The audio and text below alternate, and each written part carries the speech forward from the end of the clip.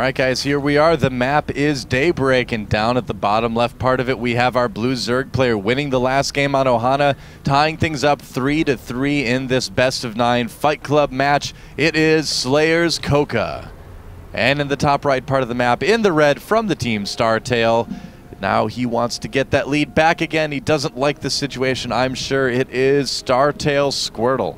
Yes, it is. So, both these guys have been playing a pretty great set. You know, Squirtle jumped out to a really quick 2-0 lead. They were very short games. One of them, admittedly, was because of a weird decision from CoCa to go for that one base Roach Nidus play, which was really never able to pull it off, unfortunately. But Squirtle was looking pretty dominant at that point. It was up 3-1 even at one point. But CoCa has come back in some very impressive games here with some very good, strong two-base holds. You know, CoCa just did something actually really interesting that I barely caught the end of it, so I'm not sure if it was my mind playing tricks on me, but I think he went for a 9 Overlord, but then still did an extractor trick once he had his 10th drone started, and I wonder how that works out. I'm going to have to play around with that because I wonder, because a lot of times if you go for the 9 Overlord, you only have 2 larvae when the Overlord pops, and then you have to wait a little bit for your 3rd larva. So I wonder if you extractor trick after your 9 Overlord, if you have a little bit smoother larva production then. So just a tiny little thing in Zerg openings, but I'm curious about that because I think that's what I saw CoCa do just there. So yeah, I think you're right as well. But I would like to see how that ends up playing out. You will have to let us know. I will. The results. I'll do some testing tonight and we'll find out. Cool. Professor Doa is on the case. That's right. So now, Nexus first once again for Squirtle. I think that's the 5th time we've seen that in this, the 7th game by now. So that's kind of been the norm. CoCa actually going to do the exact same thing, take his 3rd, and everything is playing out exactly the same as what we've seen from most of these games so far. Yeah, and this is a pretty even map for both players. I mean, Squirtle obviously did pick this map, but CoCa's not going to be really disappointed with that as well either. I mean, the maps that we have left in the map pool right now are fairly even. We're not going to find anything that's going to be really favored for one race or for the other. And, you know, a lot of people these days would be saying if a map is even, that means it's Zerg favored. But I don't know. I mean, if you look at the win percentages overall from June, the racial distribution of wins is actually probably the most even that it's been in a very, very long time.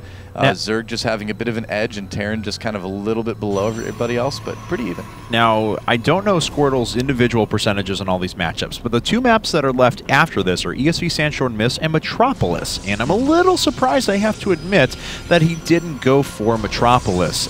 It's another map like Ohana, like Entomb Valley, where you have a lot of flexibility because of the way your 3rd base is accessible, so maybe he has something specific here because, or maybe he's been playing even in the line of playing that we've been seeing where players have been going for a quick 3rd and then just building towards it from off to the side with a couple of gateways and photon cannons to stay a bit safer. Well, I think Metropolis is probably one of the best maps remaining for Squirtle, so he knows CoCa's going to pick it, so if it goes to a 9th game, he wants to make sure that he can have that be on a map that's going to be a little bit better for him, so I think it's a good choice right now for Squirtle to not go with Metropolis, to use something that's a little bit more balanced here in game number 7. But we'll have to see if he can take advantage of it. This is another map where you do see a large variety of styles out of the Protoss player. Could see Stargate, could see another, you know, Robo push with Immortals. Pretty much everything works decently on this map. There's no strat that's common right now in Protoss versus Zerg where I'm like, oh, I don't know if that would work on Daybreak. You know, it's a pretty average map. So yeah, well, we'll see here now what both these guys are going to be up to, as it is a Stargate coming up for Squirtle. We'll see if Gas 3 and 4 get added on pretty soon, as I assume they would. Of course, this Overlord is sitting in perfect position to go ahead and pick up on those. I'm actually a little bit surprised that he went for Stargate. It's this, of all the strategies on Daybreak, Stargate can be a little bit tougher to pull off, the reason being that you can't really escape with your Void Rays quite as easily. If he just does decide to go, you know, with Void Rays, there's not a lot of open space you can get away. I mean, if you're escaping the 3rd, you have to go up and then kind of back around, so that takes a while. You can't really go straight back towards your base like you can on other maps like Metropolis, for example. And the Overlord does see the 2 gas, so CoCa may decide to play things a little bit more economical now that he sees that it's probably not going to be a really fast all-in. I've always found it pretty interesting, too, that CoCa, in all of these games, takes gas 1 and 2 at his natural and gas 3 over at his third. Yep. It's happened every game thus far, and he always waits on his natural gas until a lot later. Maybe he assumes that he's naturally going to come under attack at the other bases and wants to make sure that he can pull as much gas from it as possible, so he can always fall back on full Vespian geysers. Not actually sure, but I think it's kind of a cool thing to explore. Yeah, there's a couple reasons why Zerg players have been starting to do that.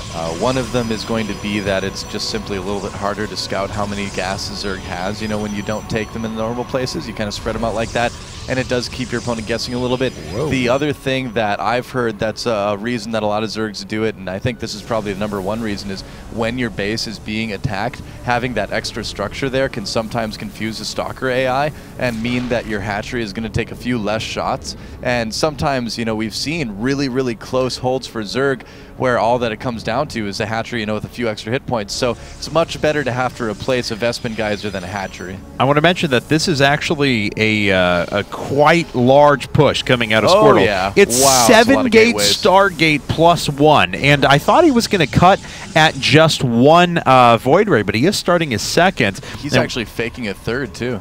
Yeah, we saw Hero actually do that over the weekend at Hot Import Nights. Worked out very well against Dongri Goo. Yep, that's right. And I mean, he can start that third Nexus and then cancel it if he wants to. And if he gets out there and it doesn't look like his push is going to work, he just lets it finish. And that's a pretty good spot for Protoss to be in. So yeah, I think we're going to definitely see him start the Nexus, but I think if he starts pushing and things start looking like they're going to go well and he needs the minerals, he's probably going to cancel it. No, he's not even going to start it. All right, well, with +1 getting close to being done, here we go. Yeah, so there are just 2 Void Rays, out on the field right now, and those are certainly going to have to draw fire, maybe allow the Gateway units to do just that much more damage. And at the moment, CoCa only has 3 Roaches and 10 Zerglings. He's trying to produce as many more as he can, but the forward pylons are coming in quick. Yes, they are, and the question is, does CoCa have enough units out, and you know, more importantly, can he deal? Ooh, that's not good for CoCa. Can he deal with those Void Rays? He's putting down a Hydralisk den right now, but it's going to take time to get the Hydras out, get that plus range going. He will have +1 missile attacks. That's going to help too. Nice. He does do a little bit of damage to those Stalkers as they warp in, but oh man, I think CoCa may be in a bit of trouble here. This is looking very powerful from Squirtle, I have to say. He cut at 45 workers as well, so that's a pretty small amount. Now, there are a few Spore Crawlers up at each base. Ooh. Nice Force Field control once again, trapping so many of those units. Yep, that's right. So CoCa now really has to be on the defensive, and look at that. You can see some Stalkers hitting that extractor at the top of your screen. That's exactly what I was talking about. Those are less hits. Those are, you know, a few less hits anyway that the hatchery has to take in that situation. Don't think it's going to save it this time around, but it kind of demonstrates what I was talking about earlier. But I think CoCa is going to have a really hard time winning this game. I mean, he's going to have to get in such an amazingly good position with those Hydralisks if he wants to be able to kill this army. It's going to be pretty tough. Yeah, and Spore Crawler finally does go down. Oh my god, this is just a lot of dead supply. More drones pulled off the line. Once again, the Force Field control is just spectacular for Squirtle, and the Stalkers are able to outrange all of the Roaches. Not much damage being taken at all. And despite the fact that the Void Rays have gone down, this is still going to be a very tough position now for CoCa. How many workers has he lost? 32. Yeah, and he lost his third base too, and that's usually kind of like the fatal blow for a lot of Zerg players. If you lose your third, some will even just kind of GG on the spot.